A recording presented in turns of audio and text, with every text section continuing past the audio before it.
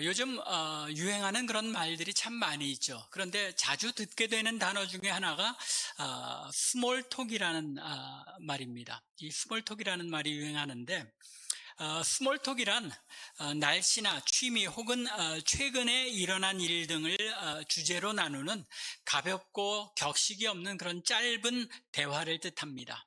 말 그대로 스몰톡이죠.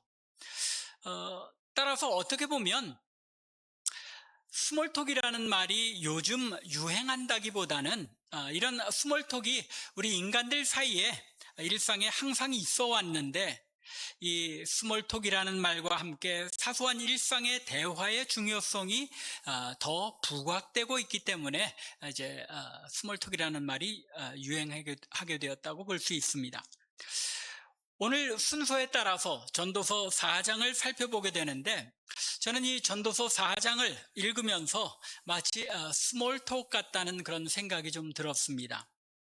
그렇게 느끼게 된 이유는 전도서 4장에서 코엘렛이 다루고 있는 주제들이 가벼운 내용이라는 뜻이 아니라 4장에 나타난 주제들이, 4장에서 이 코엘렛이, 전도자가 이야기하고 있는 내용들이 서로 아무런 상관이 없는 이런저런 주제들을 이 얘기 저 얘기 하듯이 모아놓은 것처럼 느껴졌기 때문입니다. 여러분들은 읽으시면서 그런 생각 안 드셨는지 모르겠어요. 한 부분 읽고 나서 그 다음 부분으로 넘어가는데 이거 뭐 전혀 다른 대화의 주제가 등장하는 것입니다. 4장에서 코엘렛이 주제로 언급한 이야기들이 서로 연관성을 찾기가 쉽지 않다는 말입니다. 그렇다고 해서 말씀드린 것처럼 오늘 본문에서 코엘렛이 언급한 주제들이 결코 가볍다는 뜻은 아닙니다. 단지 제가 앞에서 순서에 따라서 전도서 4장을 살펴본다고 이제 말씀드렸는데, 이 말에는 사실은 이 설교의 본문을 제가 임의로 잡는다면 4장을 설교 본문으로 쉽게 택하게 되지는 않을 것 같다 하는 그런 내용입니다. 왜냐하면 여러분들이 제 설교에 늘 느끼듯이 제 설교는 일관성이 있는 어떤 큰 주제를 중심으로 해서 여러분들에게 말씀을 전하기 때문입니다. 그런데 이 4장, 이 내용에서는 일관성 있는 주제를 찾기가 참 쉽지 않다는 것입니다. 일관성을 가지고 오늘 본문을 조금이라도 일관성 있게 살펴보기 위하여 4장에 코엘렛이 언급하고 있는 이 네 가지 주제들에 대하여 제가 읽고 또 묵상하고 하는 가운데 가까스로 공통적으로 나타나는 내용이 무엇인지 묵상하는 가운데 더 나은 삶에 대하여 코엘렛이 이야기하고 있다는 결론에 이르게 된 것입니다. 그러므로 오늘 본문인 전도서 4장에서 더 나은 삶에 대하여 코엘렛이 이야기한 이 네 가지 주제들을 한 가지씩 살펴보며 그 안에서 하나님께서 우리에게 주시는 은혜를 나누고자 합니다. 여러분들도 동의하실지 모르겠습니다만 전도서에서 이 코엘렛은 인간의 삶을 적나라하게 아주 낱낱이 파헤쳐서 드러내 보입니다.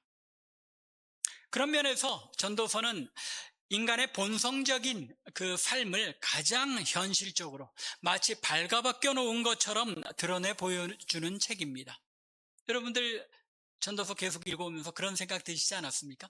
인간 이 본성이 가지고 있는, 내면에 가지고 있는 적나라한 것들을 가감없이 드러내서 헛되고 헛되도다라고 비판하고 있는 것입니다. 코엘렛은 자신의 경험과 관찰을 통해서 깊이 성찰한 내용들을 허무라는 관점 아래에서 과감한 언어로 표현합니다. 4장에서 코엘렛이 첫 번째로 다루는 주제는 인간의 삶에 얽혀있는 억압과 학대라는 주제입니다. 1절에서 코엘렛은 자신이 해 아래서 행하는 모든 학대를 다시 살펴보았다고 말합니다. 여기서 다시 살펴보았다라는 이 표현은 전에도 말씀드린 바와 같이 이 코엘렛이 다른 주제로 화제를 돌릴 때 주로 사용하는 그런 표현들입니다. 오늘 본문에서도 이제 여러 번 반복이 되는데, 내가 다시 해 아래서 행하는 바를 이런 것들을 살펴보았다. 이런 주제로 이야기를 옮겨간다 하는 그런 의미이죠. 특별히 그런데 여기서 다시 살펴보았다고 한 이유는 3장 16절에서 코엘렛이 이미 어떤 내용을 이야기했습니까? 내가 해 아래에서 보건대 재판하는 곳 거기에도 악이 있고 정의를 행하는 곳 거기에도 악이 있도다. 무슨 이야기입니까? 공의가 사라져버리고 힘없는 자들이 핍박과 학대를 받는 그런 세상이 되어버렸다라고 이야기하고 있는 것입니다. 코엘렛은 다시금 공의가 사라져버린 그런 사회에 만연한 학대와 폭력에 대해서 조금 더 깊이 다시 한번 생각해보며 자신이 느낀 바를 전하고 있는 것입니다. 그런 이유 때문에 1절에서 내가 다시 살펴보았다라고 강조하고 있는 것입니다. 그리고는 이어서 보라 학대받는 자들의 눈물이로다. 그들에게 위로자가 없도다. 그들을 학대하는 자들의 손에는 권세가 있으나 그들에게는 위로자가 없다라고 한탄합니다. 코엘렛, 이 전도자가 왕인 솔로몬이었죠. 그런데 자신이 왕으로서 권력의 가장 정점에 있는 사람 아닙니까? 그렇다면 이 사회에 만연한 부조리한 구조, 즉 권력이 있는 자가 연약한 자들을 학대하는 이 잘못된 사회 구조를 바꾸고자 어떤 해결책을 제시할 만도 한데, 오늘 본문에 우리가 읽은 것처럼 사회의 부조리를 고치고 정의로운 사회로 만들겠다는 그런 의지는 전혀 없어 보입니다. 그저 사회에 깃든 권력과 억압의 구조에 대해서만, 그리고 그들에게 위로자가 없다는 사실에 대해서만 한탄합니다. 그리고는 2절과 3절에서 인간 사회에 이처럼 연약한 자들에 대한 권력자의 학대가 있기 때문에 아직 살아있는 자들보다는 죽은 지 오래된 자들이 더 복되고, 또 이 둘보다는 차라리 아직 출생하지 않은, 그래서 악한 일을, 이 학대의 부조리를 겪지 않은 자가 더 복되다라고 말하고 있는 것입니다. 그러면 코엘렛은 왜 자신이 왕으로서 가진 권력을 가지고 사회에 만연한 권력자들이 약한 자들을 약탈하고 학대하는 것을 고치려 하기보다는 그저 한탄만 하고 차라리 태어나지 않은 자들이 더 복되다라고 말하고 있는 것입니까? 그 이유는 인간 사회에 만연한 이러한 권력자의 학대 구조가 자신이 고치려 한다고 해서 고쳐질 수 없는 것임을 코엘렛이 철저하게 깨달았기 때문입니다. 어떻습니까? 여러분들이 왕이 이 부조리한 학대하는, 권력을 가지고 학대하는 구조를 명령을 통해서 없애라고 하면 일시에 다 없어지겠습니까? 그렇지 않다는 것입니다. 크고 작은 인간의 권력을 향한 그런 욕심과 또 부조리가 여전히 사회 구석구석에 존재하는 것이기 때문에 이것은 왕이라고 해서 없앨 수 있는 것이 아니라는 겁니다. 왜요? 그것이 인간 본성에, 죄성에 자리 잡고 있는 뿌리 깊은 악의 구조이기 때문이라는 것입니다. 바로 그러한 이유 때문에 코엘렛은 죽은 자들이 산 자들보다 더 복되고 차라리 태어나지 않은 자들이 더 복되다고 말하고 있는 것입니다. 살아있는 자들은 아직도 이런 학대 아래에서 살고 있지만 죽은 자는 이제 더 이상 이런 학대, 이런 사회의 부조리를 겪을 필요가 없기 때문에 더 복된 것이고, 태어나지 않은 자들은 아예 이런 악한 일을 보지도 않고 겪지도 않을 수 있으므로 복되다는 것입니다. 코엘렛은 이런 학대의 구조는 인간 본성 자체에 깃든 죄성에 기인한 것이기 때문에 자신이 정치적 권력을 가지고 고친다고 해서 그 죄의 본성이 고쳐지는 것이 아님을 절실히 깨달아서 알고 있었던 것입니다. 이러한 사실은 우리의 삶을 조금만 들여다보아도 분명하게 나타납니다. 어린아이들조차도 자신이 조금만 더 크고 힘이 세면 자신보다 약한 아이들에게 어떻게 합니까? 자기가 원하는 것을 빼앗죠. 그리고 그 아이들에게 자기가 하고 싶은 대로 하라고 우격다짐으로 몰아세웁니다. 이거 학대잖아요. 네? 이게 학대고 힘을 가지고 권력을 가지고 약한 사람을 억누르는 거잖아요. 어린아이 때부터 이런 모습이 인간에게는 있다는 것입니다. 이런 학대 억압 구조가 조금 더 자라난 큰아이들, 즉 중고등학생들에게 나타나는 것이 어떤 일들입니까? 왕따를 시킨다거나 아이들을 폭력으로 자기 마음대로 휘두르는 그런 모습들이 구체적으로 중고등학생들만 해도 나타난다는 것입니다. 그러면 어른이 되어서는 좀 철이 들어서 이게 없어집니까? 그렇지 않죠? 더 교묘한 모습으로 자기보다 못한 사람들, 자기보다 힘없는 사람들을 자기 마음대로 좌지우지하려고 권력을 휘두르는 것이 우리 인간의 본성이더라라는 것입니다. 심지어는 교회에서도 그렇죠. 이 우리 한국 교회의 직분에 대한 그런 인식 구조가 늘 말씀드리는 것처럼 유교적인 그런 계급 체계처럼 되어 있기 때문에, 그렇게 인식되어 있기 때문에 이 직분이 그저 평신도들을 이래라 저래라 할 수 있는 것으로 생각하는 그런 구조가 한인 교회들에 있다는 겁니다. 한국 교회. 직분이라는 것은 늘 말씀드리는 것처럼 섬기기 위한 것이고 약한 자들을 돕고 세우기 위해서 주어진 것인데, 이 교회 구조 속에서도 그런 모습들이 일어나고 있다는 것입니다. 무슨 큰 권력을 가져야만 학대하고 억압하는 것이 아니라 인간은 누구나 자신보다 조금 약하고 자신보다 조금 못해 보이면 무시하고 자신의 뜻대로 상대방을 좌지우지하려는 것, 이런 우리의 일상의 모습들 역시 이런 학대의 구조에 속한다는 것입니다.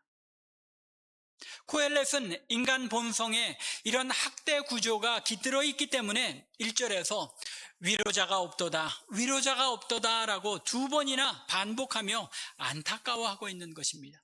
이 문제를 이 땅의 해 아래에서는 이런 억압 구조를 해결할 방법이 없더라는 것입니다. 무엇을 바라며 기대하고 있는 것입니까? 참된 위로자이신 예수 그리스도께서 오셔서 인간 죄성으로 말미암은 이 학대의 구조, 학대의 문제를 해결할 때까지는 이 문제가 해결되지 않는다고 생각하고 있다는 것입니다. 이것이 보다 더 나은 그런 삶을 바라보는 코엘렛의 첫 번째 관점이었습니다. 무엇을 통해서 더 나은 삶으로 갈 수 있다는 겁니까? 오직 참된 위로자를 통해서만 우리가 이 인간 본성에 깃든 학대 구조에서 벗어나고 자신이 가진 힘과 능력을 연약한 사람들을 섬기고 그들을 세우는데 사용하게 되는 삶의 해결이, 더 나은 삶을 위한 해결이 바로 예수 그리스도에게만, 참된 위로자에게서만 주어질 수 있다는 것입니다. 두 번째로 코엘렛은 4절부터 6절에서 이 고독한 수고와 헛됨, 고독한 수고가 헛된 것이라는 데 대해서 다시 한번 이제 주목을 합니다. 4절에서 코엘렛은 다시 한번 해 아래서 행하는 모든 수고와 성공이 헛되다고 주장합니다. 여기서도 다시 한번 내가 본즉 하고 나가죠. 내가 보니까 또 다른 주제로 이제 넘어간 겁니다. 이것도 헛되어 바람을 잡는 것이로다. 무엇이 헛되다는 것입니까? 모든 수고와 모든 재주로 말미암아 이웃에게 시기를 받으니 이것도 헛되도다라고 말하고 있는 것입니다. 무엇 때문에 헛되다고요? 이웃에게 시기를 받는 것 때문에 헛되다는 것입니다. 여기에 한글 성경에서 모든 수고와 모든 재주라고 번역을 했는데, 재주로 본다고 해도 그 재주 때문에 다른 사람들이 시기를 하고 그러는 것은 맞습니다만, 이 내용이 단어가 사용된 단어가 가지고 있는 그 의미는 수고하여 이룬 어떤 성취한 것을 말하자면 성공, 성취를 가리키는 것입니다. 그래서 수고하여 이루게 된 성공, 성취를 이웃 사람들이 시기한다는 그런 이야기이죠. 그런데 이웃이 나의 성공을 시기하는 것만 아니라 이 우리 인간의 관계 구조를 보면은 사람은 늘 남들과 비교하고 시기하는 그런 마음을 가지고 있죠. 내가 이루는 성공에도 항상 어떤 것이 따릅니까? 다른 사람들과 비교하게 되는 겁니다. 그리고 시기하는 그런 마음 때문에 더 열심히 노력하고 그래서 성공을 이루게 되는 것이죠.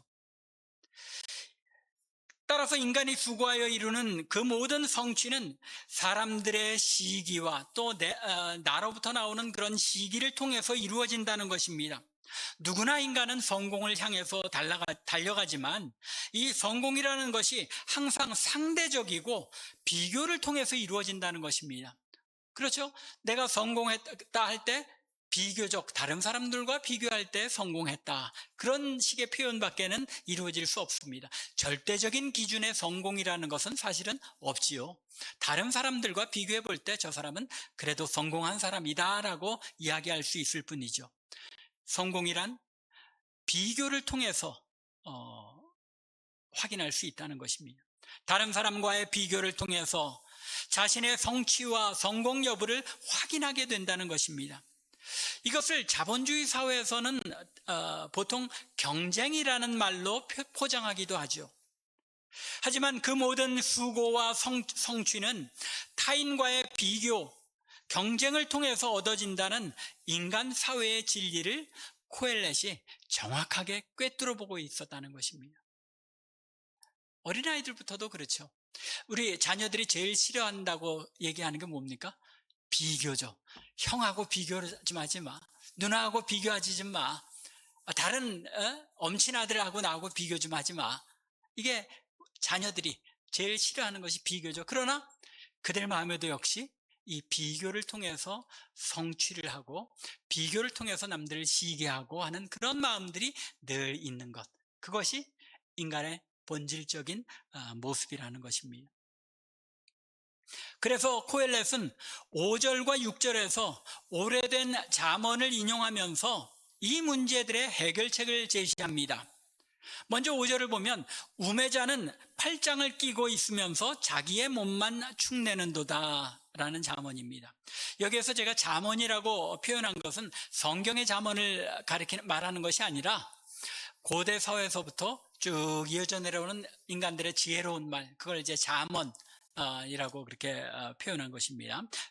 혹시 또 다른 표현으로는 격언이라고 표현하기도 하죠. 여하튼 우매자, 어리석은 자는 어떻게 한다는 겁니까? 팔짱을 끼고 아무것도 하지 않으려고 한다는 것입니다. 그렇게 함으로써 여기에 자기의 몸만 축내는도다 하는 건 우리가 충분히 이해할 수 있는 뜻이기는 하지만 결국은 이게 그렇게 함으로써 죽어간다는 뜻을 의미하고 있습니다. 자기 몸을 갉아먹고 자기의 있는 것을 다 쓰면서 죽어간다 하는 그런 뜻입니다. 그러므로 그것보다도 무엇인가를 수고하여 성취하며 살아가는 것이 이 아무것도 행하지 않고 우매한 삶을 사는 것보다는 그래도 뭔가를 성취하는 것이 낫다는 것이죠. 그런데 무엇을 성취하더라도 6절에 보면 두 손에 가득하고 수고하며 바람을 잡는 것보다 한 손에만 가득하고 평온함이 더 나으니라. 이 말씀을 읽으면서 저희 애들 생각이 났습니다. 저희 큰아이는 욕심이 없어서 뭐가 과자나 사탕이나 뭐가 있으면 자기가 한 손에 하나를 들었으면은 나머지는 다른 사람들하고 나눕니다. 근데 우리 둘째는 이 욕심이 많습니다. 자기가 두 손에 가득 쥐어야 그 다음에 남는 거를 다른 사람들하고 나눕니다.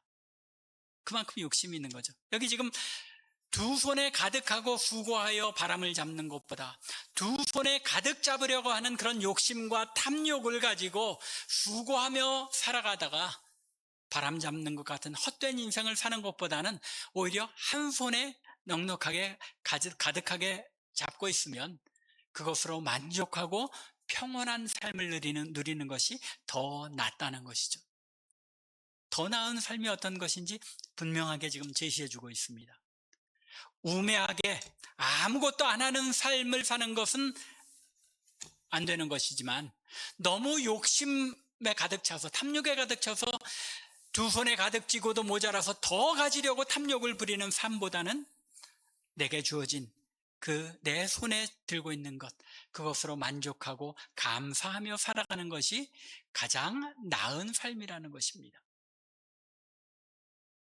왜요? 이웃에게 시기를 받지도 않고 내가 지나치게 다른 사람을 시기해서 더 이루려고, 더 성공하려고 애쓰지 않는 삶, 그것이 바로 한 손에 가득하여 평안함을 얻는 삶이기 때문이라는 것입니다. 지혜자다운 코헬렛의 해결책이라는 생각 들지 않습니까? 인간 사이에 적나라한 경쟁심과 시기를 다스리는 방법이 무엇인지 코헬렛은 정확하게 알고 있었습니다. 너무 크고 많은 것을 탐하여 시기와 탐욕에 사로잡히기보다는 하나님께서 자신에게 주신 적당한 자신의 삶의 크기에 만족하며 평안을 누리는 것, 그것이 참으로 지혜로운 사람의 모습이라는 것입니다. 코헬렛이 이 지혜로운 판단을 내린 것은 오늘날 이 시대를 살아가는 우리들을 돌아보게 합니다. 참 양손에 가득 쥐고도, 가득 들고도 끊임없이 남들과 비교하며 경쟁하며 더 많은 것들을 얻기 위하여 몸부림치는 현대인들의 모습을 떠올리게 하는 것입니다. 그 가운데는 우리들도 포함이 되어 있죠. 다들 그러잖아요. 아무리 이 캐나다나 미국에서 참 힘들고 어렵게 살아도 이 지구상의 나머지 98%보다는 잘 사는 것이다 라고 이야기들 하지 않습니까? 먹을 것 없어서 굶지 않고, 또 우리 필요한 것 생활해 나갈 수 있다면 그것으로 우리는 이 세상에 90% 이상의 사람들보다 더 풍요하게 살아가고 있다는 겁니다. 그럼에도 불구하고 여전히 이 미국이나 캐나다나 이 사회 속에서 사람들은 아귀다툼을 하면서 더 많이 가지려고 애쓰는 것이 우리 인간들의 모습이라는 것입니다. 이 코엘렛의 조언을 기억하며 하나님께서 주신 나의 삶을 통하여 수고하고 먹으며 누리는 것에 기뻐하며 감사할 수 있는 저와 여러분들 될 수 있기를 주님의 이름으로 간절히 축원합니다. 세 번째로 7절부터 12절에서 이 함께하는 삶에 대하여 코엘렛이 이야기를 합니다. 7절에서 코엘렛은 내가 또다시 해 아래에서 헛된 것을 보았도다. 이제 또 다른 토픽으로 넘어가는 것이죠. 함께하는 삶, 즉 공동체적인 삶의 중요성에 대하여 자신이 관찰한 바를 이제 7절 이하에서 설명하고 있는 것입니다. 먼저 코엘렛은 8절에서 홀로 성공을 이룬 사람을 예로 들며 외로운 성공이라는 것, 그건 참으로 헛된 것이다 라고 이야기를 합니다. 8절입니다. 어떤 사람은 아들도 없고 형제도 없이 홀로 있으나, 아무런 연고가 없는 것이죠. 그의 모든 수고에는 끝이 없도다. 또 비록 그의 눈은 부요를 족하게 여기지 아니하면서 이르기를 내가 누구를 위하여는 이같이 수고하고 나를 위하여는 행복을 누리지 못하게 하는가 하여도 이것도 헛되어 불행한 노고로다. 그러니까 자신의 마음에 참 내가 이렇게 벌어봐야 나를 위해서는 쓸 시간도 없이 이렇게 벌었는데 말년에 가서 나를 위하는 참 행복을 누리지 못하였구나 하고 후회를 해도 이것은 헛된 것이라는 말입니다. 코엘렛은 인간에게 성공보다 중요한 것이 관계, 즉 사람들 사이의 관계임을 꿰뚫어 본 것입니다. 그래서 9절에서는 두 사람이 한 사람보다 나은 것은 함께 수고하여, 여기 보면 좋은 상이라고 했는데 엄밀하게 보면 좋은 보상, 되돌아오는 보상을 이야기하는 것입니다. 두 사람이 한 사람보다 나은 것은 함께 수고함으로써 얻게 되는 보상이 있기 때문이라고 주장하며 10절과 11절에서 왜 함께하는 두 사람이 한 사람보다 더 나은지에 대하여 예를 들어서 설명합니다. 혼자 있는 사람은 어떻게 됩니까? 넘어지면 붙들어 일으킬 자가 없지만 두 사람이면 한 사람이 넘어지면 어떻게 한다는 것입니까? 다른 하나가 그 동물을 붙들어 일으킨다는 것입니다. 두 사람이면 이게 된다는 겁니다. 혼자는 넘어져도 일으킬 사람이 없다는 겁니다. 뭐 그냥 땅에 넘어지는 것만 가리키는 게 아니죠. 인생에 있어서 크게 넘어지고 실패하는 그런 일이 있을 때에 함께하는 사람이 있으면 그것을 위로하고 일으켜 세워줄 사람이 있다는 것입니다. 또한 한 사람이면 밤에 홀로 누워서 추운 밤을 보내다가 죽을 수도 있지만 두 사람이 함께 누우면 서로를 따뜻하게 할 수 있다는 것입니다. 이 이야기는 그 에스키모인들에게서 이런 격언들이 많죠. 옆에 있는 사람 때문에 내가 산다. 옆 사람을 도우면 내가 산다 하는 겁니다. 왜요? 추운 얼음의 땅에서 그곳에서 두 사람이 아니고 혼자 있으면 추워서 얼어 죽지만 두 사람이면 서로 끌어안고 서로 온기를 나누며 살아낼 수 있다는 것입니다. 또 어떤 신학자들은 이 구절이 결혼에 대해서 부부의 그런 관계에 대해서 상징적으로 표현한 것이다라고 이야기하기도 합니다. 뭐 두 사람이면 부부를 가리키는 것이라고 볼 수도 있는 것이죠. 혼자 사는 것보단 결혼하여 부부로 사는 것이 좋다. 그런 의미로 해석하기도 하는 것입니다. 그런데 제 생각에는 그렇게 보기에는 그 다음 구절이 이제 이 결혼으로 보기에 좀 어렵게 만듭니다. 왜요? 삼겹줄, 세겹줄에 대해서 이야기하고 있잖아요. 그래서 두 사람이 누우면 따뜻하거니와 한 사람이면 어찌 따뜻하랴. 한 사람이면 패하겠거니와 두 사람이면 맞설 수 있나니. 무슨 이야기입니까? 이 고대 근동 지역에서 여행을 하더라도 두 사람이 여행을 하면 강도를 만나거나 도둑을 만나도 대항할 수 있지만 한 사람이면 당해서 죽임을 당할 수도 있다는 것입니다. 더 나아가서 세겹줄은 쉽게 끊어지지 아니하니라. 무슨 이야기입니까? 사람이 많으면 많을수록 더 든든하게 서로를 의지하고 도우며 살아낼 수 있는 공동체를 이루어야 한다는 것이죠. 예전에 여러분들 아시는 한국에 그런 예화가 있을 겁니다. 어떤 아버지가 아들이 셋이 있는데 이 세 아들이 하도 다투고 의가 안 좋으니까 얘들아 가서 화살을 좀 있는 대로 다 너네들이 가져와 봐라 해서 뭐라고 합니까? 화살을 하나씩 들고 부러뜨려 봐라 하니까 삼형제가 다 하나씩 부러뜨렸죠. 그런 이제는 두 개씩 붙들고 부러뜨려 봐라. 두 개 가까스로 이제 부러뜨립니다. 그러면 세 개를 한꺼번에 들고 부러뜨려 봐라. 부러집니까? 안 부러지죠. 네 개, 다섯 개. 점점 화살의 수가 많아질수록 부러지지 않았다는 것입니다. 그걸 보면서 너희들이 셋이 마음을 합하면 이 부러지지 않는 화살처럼 강할 수 있다. 라고 자녀들에게 유언을 남겼다고 합니다. 이것이 하나님께서 인간을 사회적 동물로 지으신 이유인 것입니다. 인간은 공동체를 이루어 살아갈 때 비로소 그 힘을 온전히 발휘할 수 있다는 것입니다. 하나님께서 하나님의 백성의 공동체를 이루게 하시는 이유도 또한 여기에 있는 것입니다. 성도들이 개별적으로 한 사람 한 사람이 이 땅에서 나는 나와 하나님과의 관계만 있으면 나는 구원 얻고 이 땅을 살아가는데 부족함이 없어 라고 생각하기 쉽지만 그게 아니라는 것입니다. 혼자서 이 세상에 맞서 싸워가는 것과 성도들이 공동체로 모여서 힘을 합하여 서로를 세워가며 서로를 도우며 함께 맞서가는 것과는 차원이 다르다는 것입니다.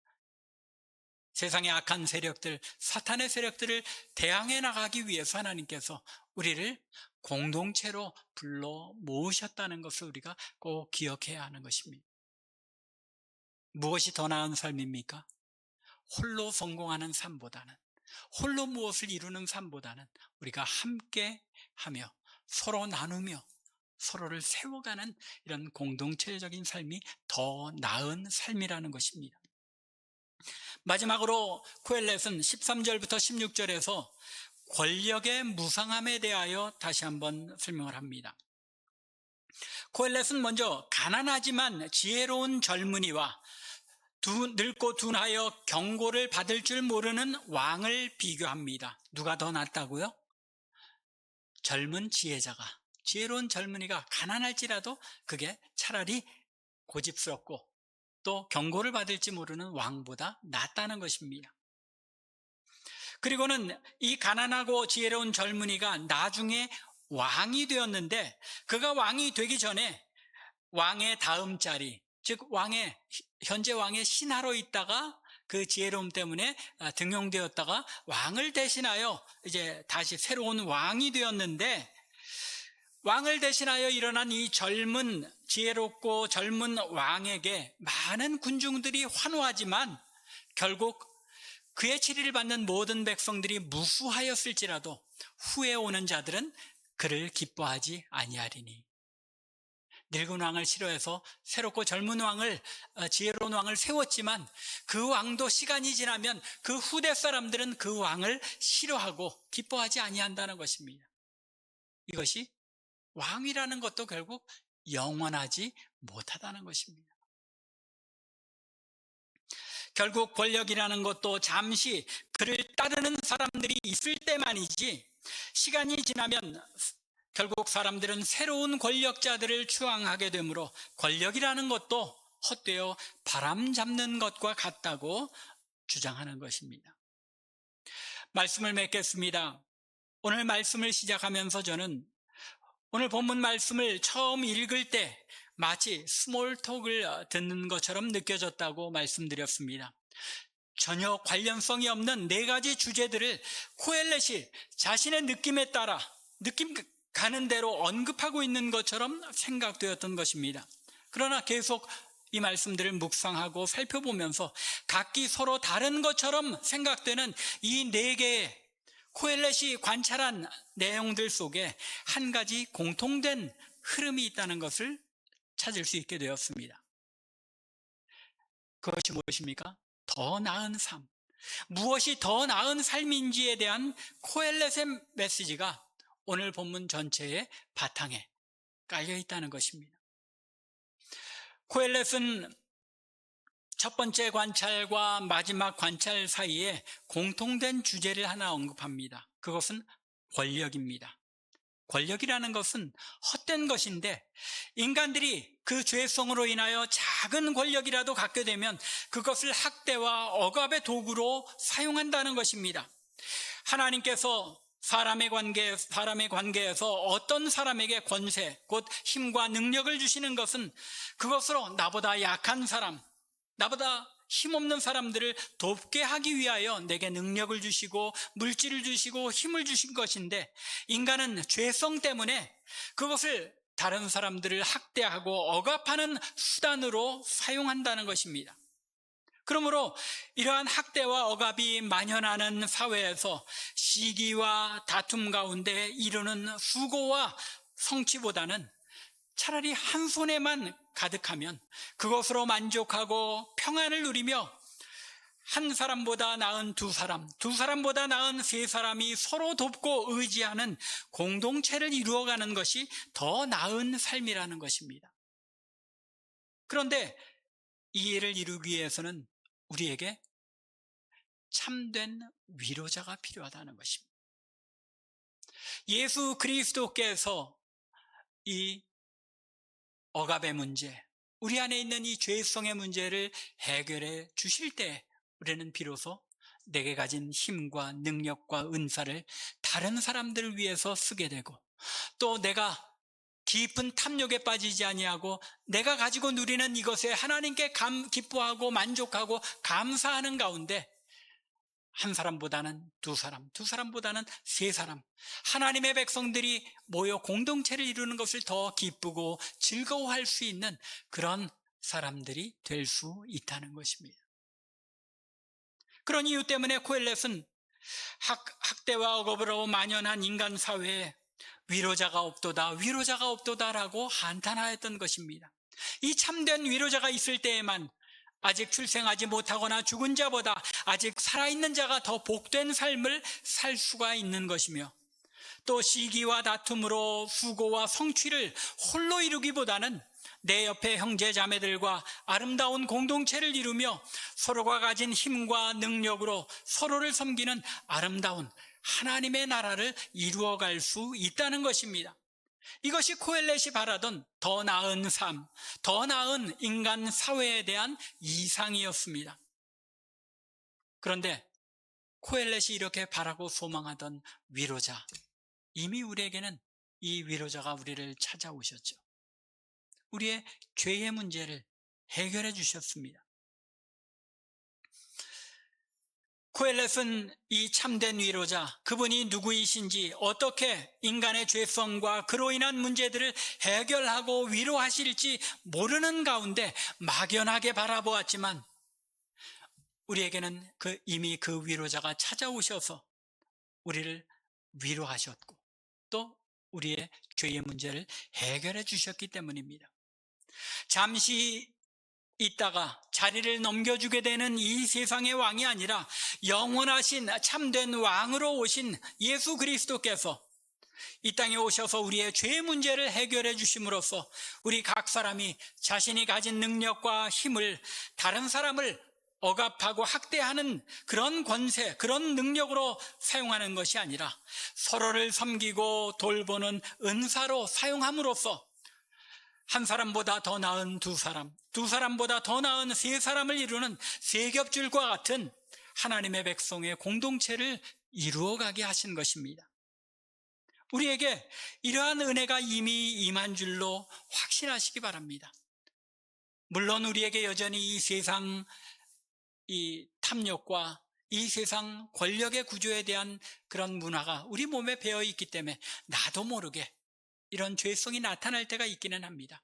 그러나 하나님께서 우리에게 이루신 참 평화, 또 우리에게 주신 그 죄의 문제를 해결해 주심으로 말미암아 우리는 다른 사람을 사랑하고 내가 가진 힘을 섬기는 데 사용할 수 있다는 것을 분명하게 깨닫고 인식하는 가운데 하나님께서 원하시는 아름다운 공동체, 하나보다 더 나은 둘, 둘보다 더 나은 셋, 더 나아가 하나님께서 원하시는 영원한 하나님의 나라를 이 땅에서 누리며 맛보는 그런 참빛교회와 성도 되기를 주님의 이름으로 간절히 축원합니다.